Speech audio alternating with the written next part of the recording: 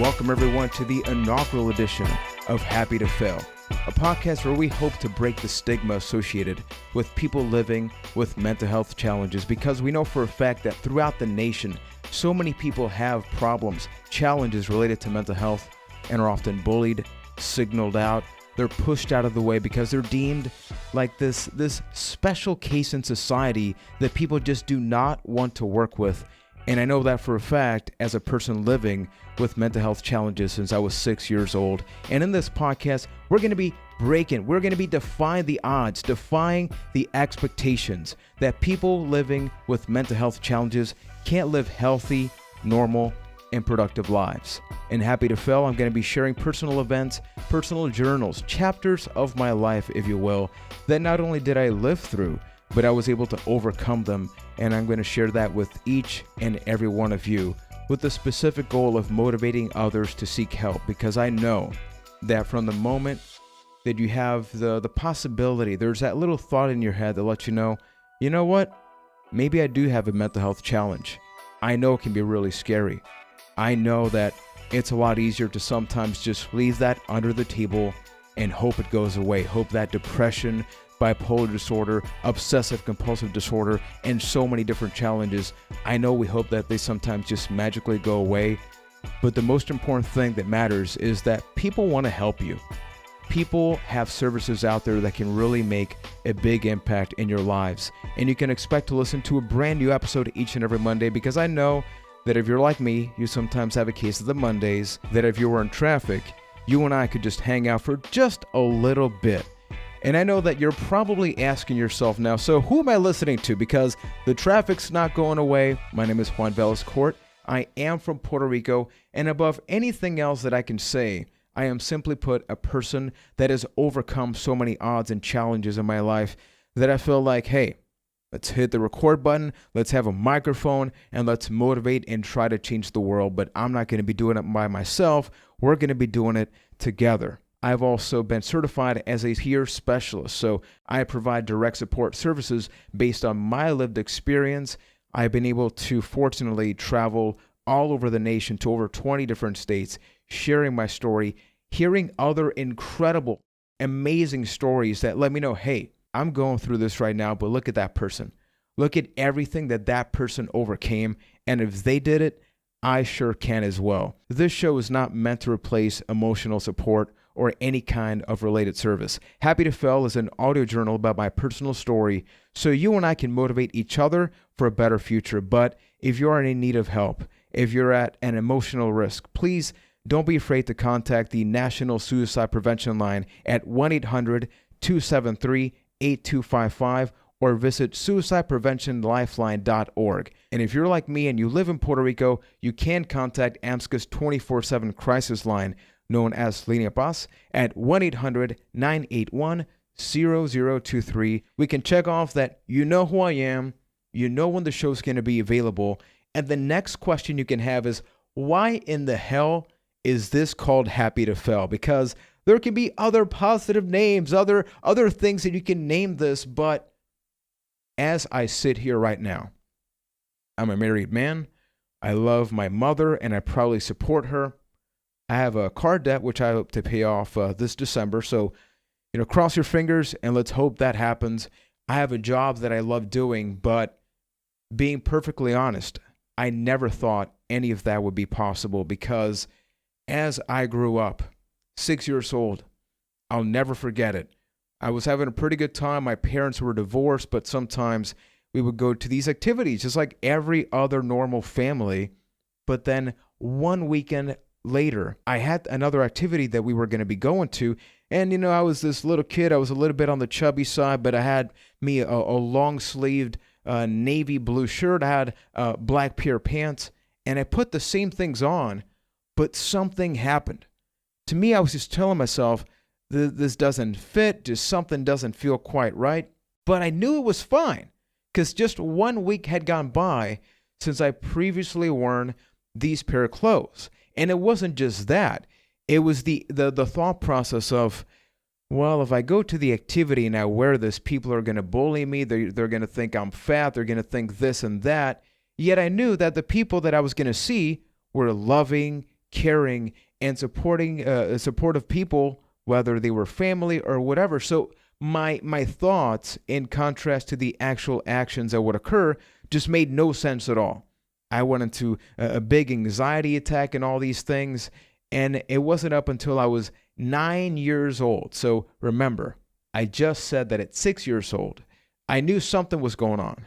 My mother knew that something was going on, but it wasn't up until a couple of years later that I found out that my diagnoses were as follows. So here's the list. Number 1, I had depression. Number 2, I had generalized anxiety.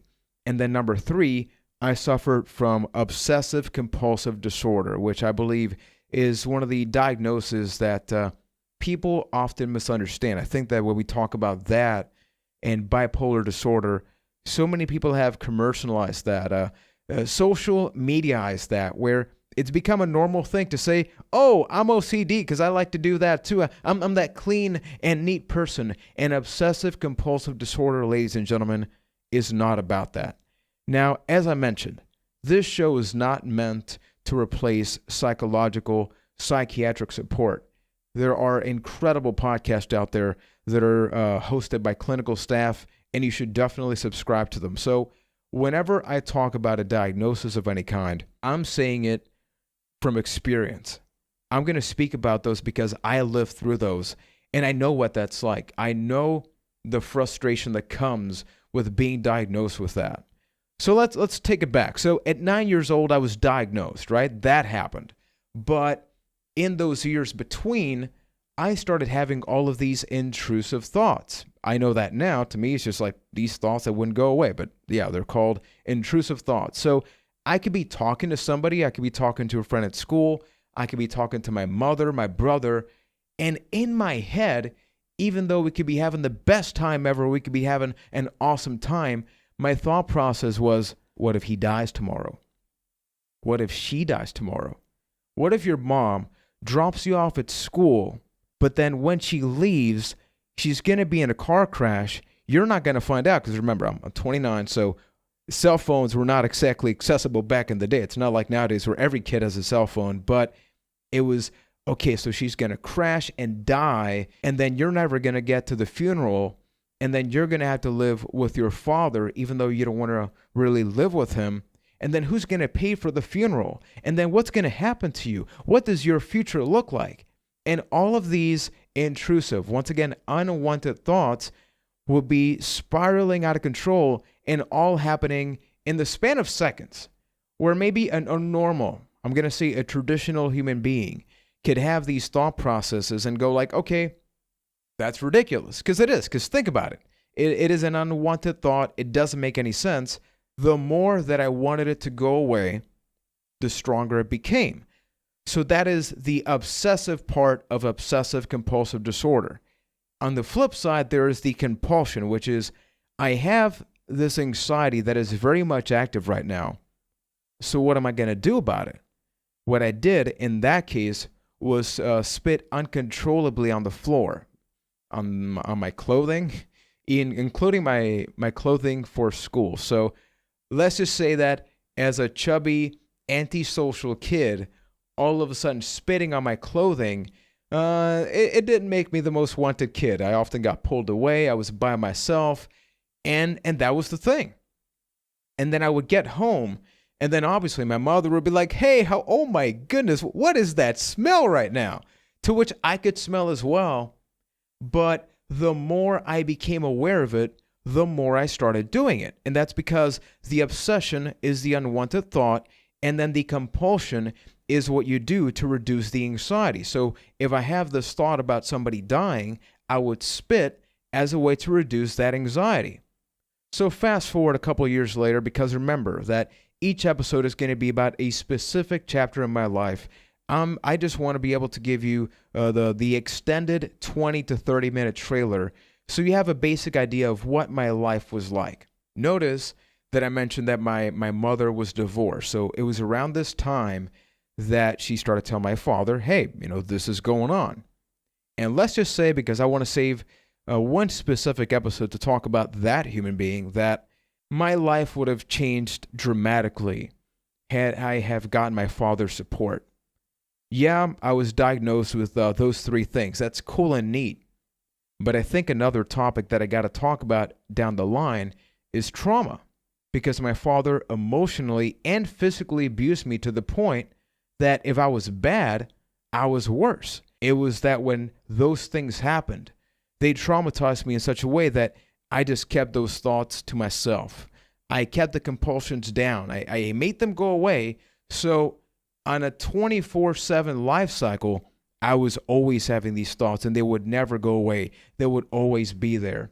I got to be very thankful for the person that diagnosed me at the end, because even though that happened when I was 9, during that process, my mother did start going to mental health professionals because the schools didn't want me. Nobody wanted me. The first professional told my mother that I was mentally challenged because I spoke a little weird, and it was because my thoughts were so active that I would stutter a lot, even to this day. And this is going to happen throughout the podcast, and I may want to edit that out at some point. Even this initial episode, I did the opening statement like 5 or 6 times, but that's part of it. You know, when your anxiety is under control, things are cool. I'm cool, calm, collected. But when the anxiety is active, you'll see I'll start to move a lot. I'll start to blink a lot more. But you know what? This is who I am. Nobody asked me like, okay, we can go see a movie and we can watch this movie. You can get this to eat, and then you're going to get a little bit of OCD and anxiety on the side because you want that, right?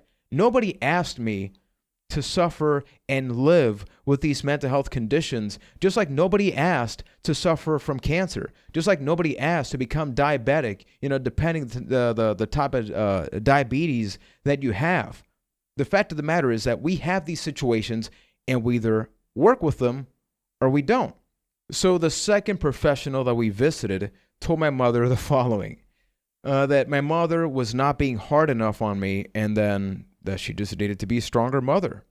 And I mean, at this point, she was missing work. She was always getting late to work. I was already consistently absent from school because either I would get there late because the problems with the clothes that I mentioned earlier spiraled out of control. So it was that the sneakers were too tight. They were too loose. The pants were too tight. They were too loose. The socks were not stretched out enough. And when I say that it's something like a belt, for example, was not tight enough, you may think to yourself, okay, Juan, you're a chubby kid, so just, just buckle up a little bit more.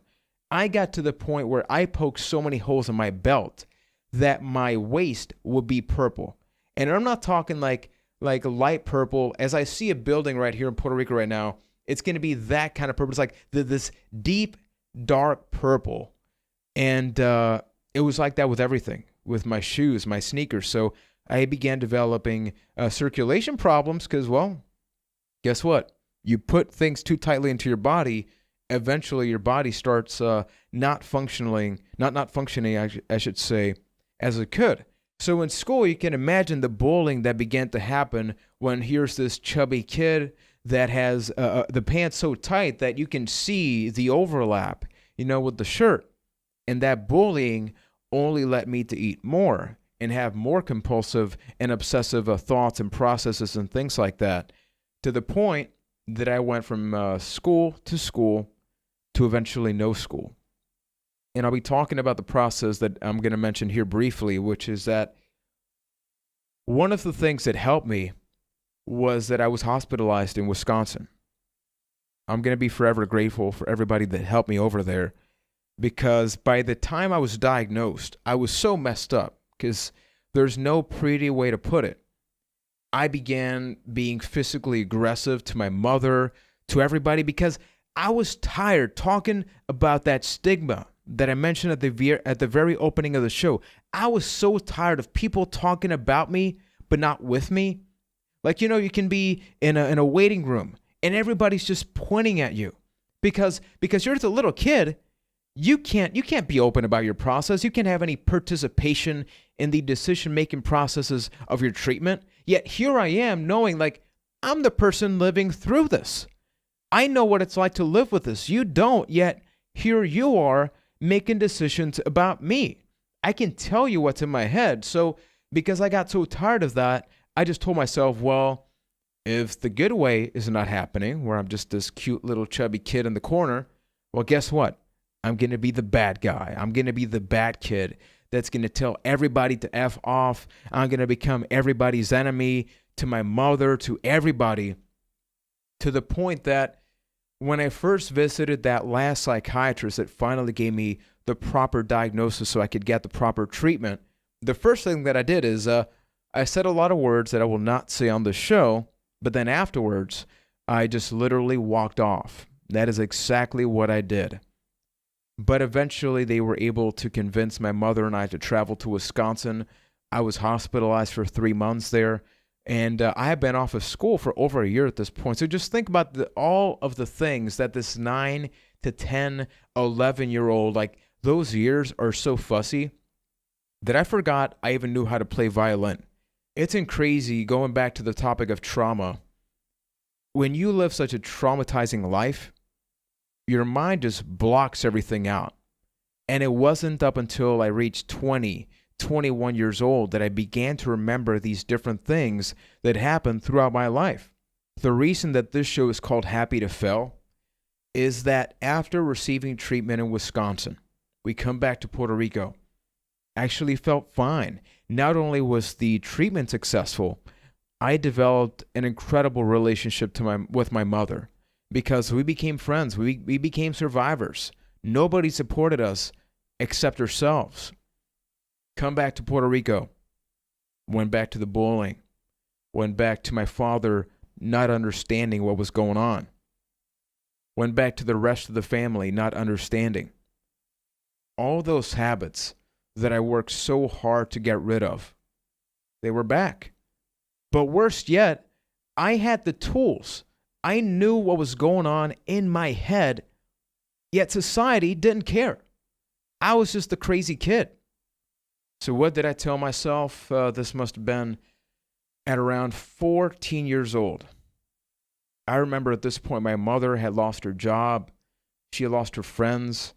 She developed an organization where she started supporting other people with peer-to-peer support and things like that. But I remember one day I was in my room, which you could look from my room towards the kitchen of the house. And my mother sustained, I'm getting a little bit more emotional than I thought at this part, but she sustained us, including my medication, which was $500 a month. I'll say it again, even though nowadays it's probably even worse. $500 a month. She sustained our home by baking, cheese rolls, jelly rolls, and things like that, and selling them. Looking back, I can't even possibly fathom the survival instincts that just got triggered by the fact that she's a mother that wants to take care of her child. I just looked at that and I asked myself, is this what you want for your mother? Like, look at her. She is literally spending her entire life trying to help you. Yet, you don't see a future for yourself. So many people told me that I was going to amount to nothing that I began to believe that lie. And it was at that moment that I told myself, well, I'm going to set a goal here. I'm going to give this life thing a try. I'm going to try it out just for her. But if it doesn't work, I'm going to commit suicide at 23 years old. Now, don't ask me why I chose 23. I really don't know. It's something that I've always contemplated, just like, was there a number? Was there a television commercial? But something just told me, round it up, give me about a decade. If this doesn't work, just end it. And she's going to cry a little bit, but she won't have to take care of you anymore. And that's just messed up now. Because even though I failed at succeeding that goal, henceforth, happy to fail, you that is listening to me right now have either heard or have a loved one. Maybe you've thought about it yourself. Maybe you went to social media and you saw that where I failed at taking my own life at 23 years of age, other people succeeded. And that's why this show exists. Because I know that with that discrimination, with that stigma associated with mental health challenges, being open about your story can lead to some consequences. People can look at me on the street and say like, hey, you're a Juan Velez court. I listened to your podcast. You're the crazy person. Awesome. That can happen. It's already happened. Even as a kid, I would open up about my story in radio, short films, interviews, and things like that because I got so sick of being tired of being told to stay quiet about mental health that I just told myself, you know what? I'm going to tell the world, because if me telling my story can motivate one person to finally seek support, to finally make a change in their lives, and to finally get their family members and their loved ones to understand that this isn't a thing we chose to live with. This is something that was bestowed upon us whether we wanted it or not. And that, ladies and gentlemen, is why this show is called Happy to Fail, because at 29 years old, I want to continue failing at that goal that I set myself at committing suicide at 23 years of age. That's not to say I never attempted suicide beforehand. I actually did on 3 occasions when I was a kid and when I was an adolescent. And I'm not going to get to the juicy details of how that came to be. And you know why? That's not what this show is all about. This show is not about the problems. It's about the solutions. It's about the trials and the challenges that happen in that process that eventually made me realize, hey, I can do something with my life. I can help people. I can motivate others through my experience. And just like I'm doing it, thousands, dare I say millions of people around the world are doing pretty awesome things for other people. So if you're excited, if you're interested in engaging in this journey with me, please subscribe to the YouTube channel. Subscribe to the podcast feed of your preference. Most importantly, commit to yourself the way that you commit to a subscribe button.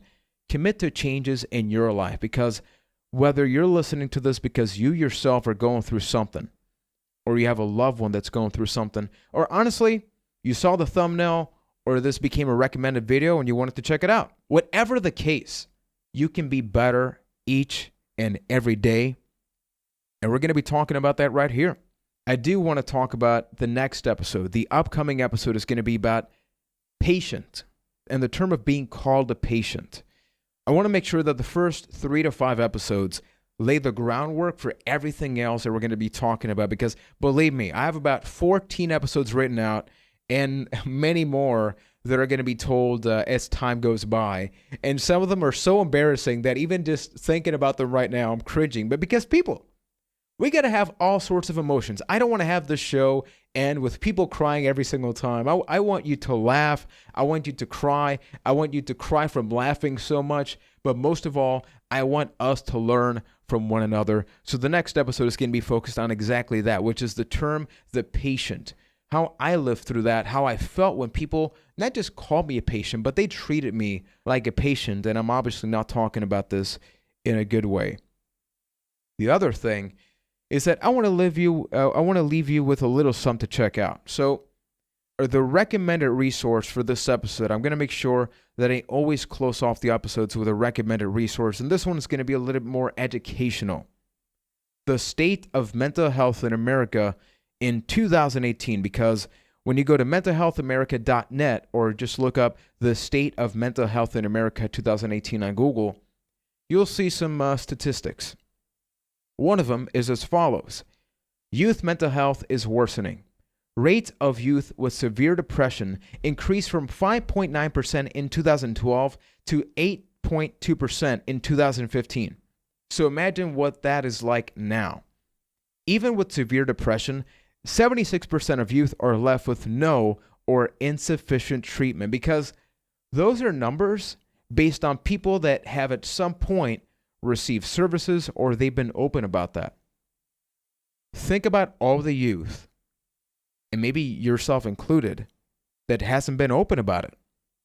The other one, 1 in 5 adults have a mental health condition, and this has been a fairly generalized or mainstream opinion, or not opinion, actually, just a fact that's been revealed. That's over 40 million Americans, more than the population of New York and Florida combined. People, we got to do something. It's not up to faith-based communities. It's not up to the government. It's not up to you. It's not up to me. It's up to everybody. Everybody has the potential to do something, and hopefully through Happy to Fail, we can make something happen. So if you'd like to reach out, if you'd like to contact me, I am available on most social media. If you'd like to check out some food pictures, I am on Instagram through my full name, Juan Velez Court. That's VelezCourt. You can also send me an email to juan@happytofail.com. Happy to Fail on Twitter and Facebook. So that's where I'm going to be updating clips, where I'm going to be posting clips, I should say. So if you hear this, if you listen to this, if you watch this, and you think this could help somebody out, share a clip, share an episode. That's what this is all about. So with that being said, thank you for watching, listening, supporting. Remember that we can always be better. We got to leave that comfort zone every now and then. And I know it's a little bit scary to do so, but when we do, the results are pretty darn awesome. So thank you for watching and listening. And up until next time, never forget that there's always a road to recovery. We can get there together, people. Take care.